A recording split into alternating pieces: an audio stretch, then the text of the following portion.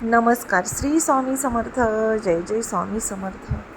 थांबा, जर तुम्ही हा व्हिडिओ पाहत असाल तर स्किप करू नका, कारण आज मी तुम्हाला सांगणार आहे एक असं गुपित जे खूप लोकांना माहीत आहे. स्वामी समर्थांची कृपा मिळवण्यासाठी 3 दिवसात गुरुचरित्र पारायण कसं करायचं आणि जर हे नियम पाळले तर तुमच्या आयुष्यात खूप चांगल्या गोष्टी घडू शकतात, खूप काही चमत्कार घडू शकतात. तर पारायण म्हणजे काय? सर्वात आधी समजून घ्या, गुरुचरित्र पारायण म्हणजे काय.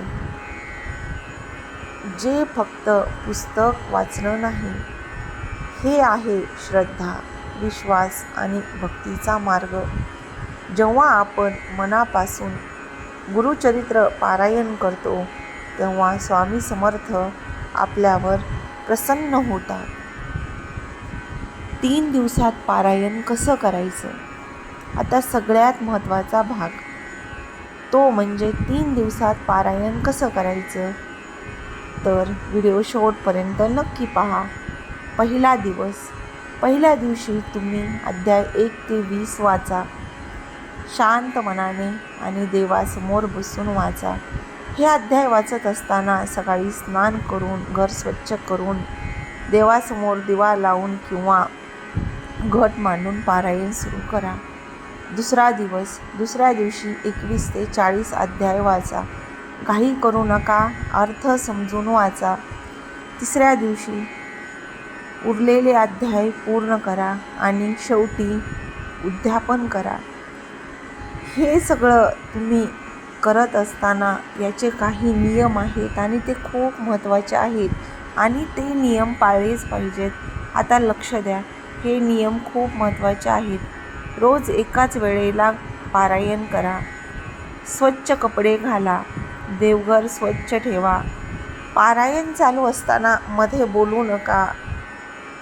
मोबाईल वापर टाळा. पारायण सुरू असताना मोबाईल पूर्णपणे बंद करा. पूर्ण श्रद्धा ठेवा, मध्ये सोडू नका. आणि जर हे पारायण ब्रह्ममुहूर्तात वाचले तर अधिक फलदायी ठरते किंवा संध्याकाळी 5:30च्या नंतर वाचल्यावर पण खूप चांगले आहे. हे नियम पाळले तर स्वामी समर्थांची कृपा नक्की मिळते. आता हे पारायण केल्यावर कोणते फायदे आहेत? गुरुचरित्र पारायण केल्यावर घरात शांतता येते. आपल्या घरातील अडचणी दूर होतात आणि अनेक लोकांना चमत्कार अनुभवायला मिळतो. जर तुम्ही हा व्हिडिओ इथपर्यंत पाहिला असेल तर कमेंटमध्ये जय श्री स्वामी समर्थ अशी कमेंट करा आणि व्हिडिओ नक्की शेअर करा. ज्यांना याची गरज आहे त्यांच्यापर्यंत पोहोचवा आणि अशाच भक्तिमय व्हिडिओसाठी चॅनलला सबस्क्राईब करायला विसरू नका. लक्षात ठेवा, विश्वास असेल तरच चमत्कार होतो. जय जय स्वामी समर्थ. नियम सांगायला खूप जास्त आहेत, पण आपल्या धावपळीच्या आयुष्यामध्ये सगळे नियम पाळणे आपल्याला कठीण जातं. म्हणून शक्य असेल तर एवढे नियम जरी तुम्ही पाळले तरी पुरेसे आहेत. स्वामी समर्थ फक्त आपल्या मनातील भाव बघतात. जर भाव खरा असेल आणि विश्वास अतूट असेल तर स्वामी समर्थ आपल्यावर नक्की प्रसन्न होतात.